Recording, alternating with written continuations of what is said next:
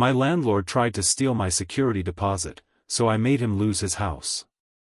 Alright, so buckle up because this is the story of how I turned the tables on my greedy landlord and made him regret ever messing with me. The setup. A few years ago, I moved into a nice apartment in a small complex owned by a cheap, greedy landlord named Richard, or as I like to call him, Dick. At first, everything was fine. Rent was reasonable, the apartment was decent, and I kept to myself. Then I noticed something weird. Maintenance requests ignored. Neighbors complaining about mold ignored. Water shutoffs with no notice happened all the time. But the worst part? Dick never returned security deposits. The betrayal. Fast forward a year, my lease was ending, and I had kept the apartment spotless. I took detailed photos of everything before moving out. I asked Dick about my $2,000 security deposit, and he gave me the runaround. Then a week later, I got a letter. Due to excessive damages, your deposit has been forfeited.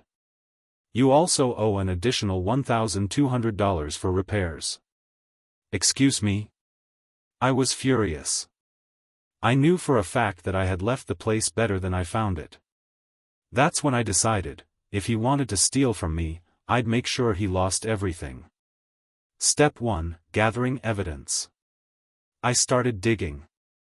Turns out, Dick had been scamming every tenant. I found 10 former tenants who had never gotten their deposit back.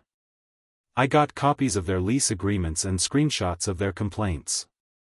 Even better, some tenants had recorded conversations of Dick admitting he never refunds deposits.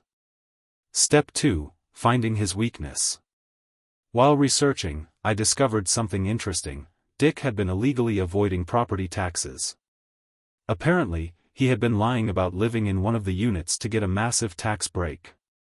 Oh, and remember those ignored maintenance requests? Yeah, that's illegal too. I compiled everything into a massive file labeled File Folder, Landlord Fraud and Housing Violations. Step 3: Bringing the hammer down. I sent my evidence to the IRS, for tax fraud. The Housing Authority, for tenant rights violations. A local news station, because why not make him famous? The fallout. The IRS audited him and found out he owed thousands in back taxes. The Housing Authority fined him heavily and forced him to refund deposits to every tenant he scammed. The local news ran a story exposing his shady business, which ruined his reputation. And the cherry on top? He lost the apartment complex. Dick had so many fines and legal fees that he couldn't afford his mortgage. The bank foreclosed on the property, and he had to sell his personal home to cover his debts. The aftermath. Now, the complex is under new ownership, and the new landlord is 1,000 times better. As for Dick? Last I heard, he's renting a tiny apartment and working a retail job.